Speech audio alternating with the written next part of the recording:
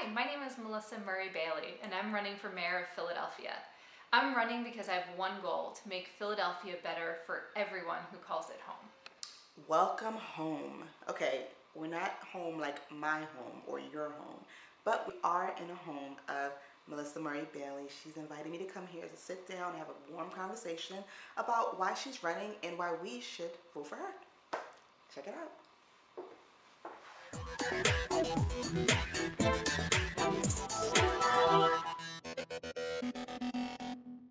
I am your host, Bintu Kaba, and I'm sitting here with Melissa Murray Bailey. Melissa, how are you today? I'm great. Thank you so much for coming by, Bintu. Thank you. Thank you so much for inviting me into your space. Your lovely home is amazing. Thank you. You are Philadelphia's one and only Republican candidate for mayor. You must feel pretty good right now. I do feel good. I mean, any time that you can put up your hand and try and help something that needs to be helped, and you have the skills to do it, that's all of our role in service to our community. Yeah. Now, Melissa, we also have to let the people out there watching in on a little secret. Are you from Philadelphia? No, I'm not from Philadelphia. You're not from Philadelphia. How long have you been living in Philadelphia? About 3 years. 3 years? Oh my God. Well, people might consider you maybe an outsider trying to run. How do you feel like you possibly can relate to the residents of Philadelphia? Like, why do you think that you are a good candidate even though you haven't been here that long? Yeah, I think it's true that I'm an outsider. Yeah. I don't think that that's a bad thing. For us to solve our problems, we need to look at them with an objective lens. And sometimes it takes someone from the outside to be able to see that. Yeah. I care about Philadelphia in the same amount as people who have been here their whole life. Philadelphia is where my grandmother grew up in West Philly, my grandfather grew up in South Philly, and then my other grandfather grew up in Germantown. What does a Republican look like today in 2015? Yeah, I think as we think about a Republican in Philadelphia, that is really about fiscal conservancy. Okay. And what that means is it means that the government respects the people's money. Yeah. Right? You work really hard every day. I work hard. Right. We pay taxes. And you would like to keep more of your money. At some point in time, people are going to stop thinking Republican versus Democrat. They're going to start saying, have I had enough? What's best for me? Yeah. And if I've had enough, we need to do something different. Yeah, because I mean, looking into your background, you were Democratic, and like right before you decided to run, you changed to Republican. Why is that?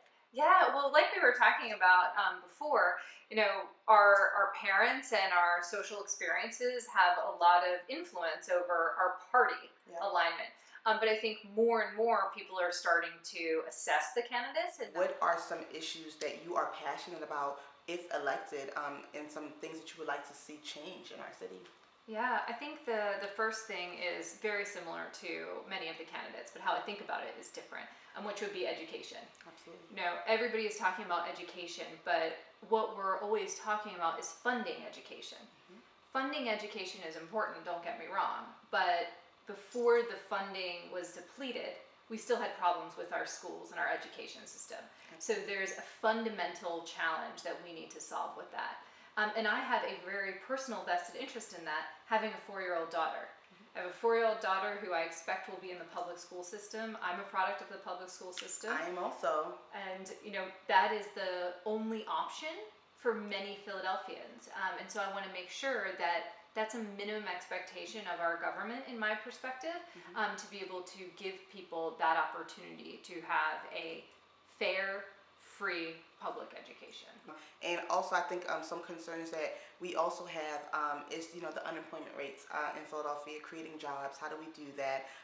And also really going into these at-risk communities and really transforming them in the way that the residents don't feel that they're forced out, but instead they become more leaders within their own communities. I think that's something that I personally, as a young millennial, would love to see more entrepreneurship, more small businesses in local communities, so that these communities can really sustain themselves and continue to grow, instead of a lot of gentrification that's happened, like we've seen in other urban cities like DC, in which there's a lot of rebuilding, a lot of restructuring, but when it comes down to it, after everything is done, the residents are forced out, and we have newcomers coming in enjoying the luxuries kind of this new restructured type of environment. I can't pretend to understand some of those issues. Yeah. So what I'm doing is I'm listening. Yes. So I'm invited. Which is the first step. I'm invited to North Philadelphia, Yeah. and I'm the only candidate who shows up.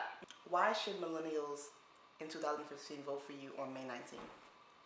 Well, I think that millennials should really get involved in my campaign and understand what it is that I stand for, because I'm on the brink of millennial Gen X. Yes. And one thing I truly understand about millennials is that millennials want to have an impact. Absolutely.